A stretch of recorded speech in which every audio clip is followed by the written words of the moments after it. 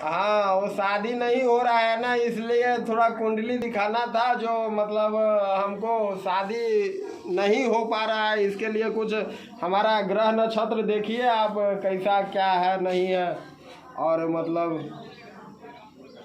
तो कितना खर्चा लगेगा, क्या लगेगा, हवन करवाना पड़ेगा कि जग करवाना पड़ेगा कि क्या करवाना पड़ेगा, तो आप ही ना बताइएगा। आप पंडित जी हैं, हम लोग यजमान हैं, तो आप ही ना निराकरण कीजिएगा कि हम करेंगे।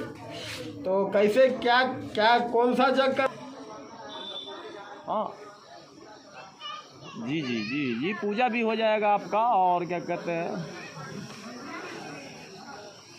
जी जी जी, वो सारे सारे सामग्री का नाम हम आपको बता देंगे। आपका पूजा विधि का भी जी, केला, तिल, जौ, हाँ, कला, जी जी जी जी, हाँ।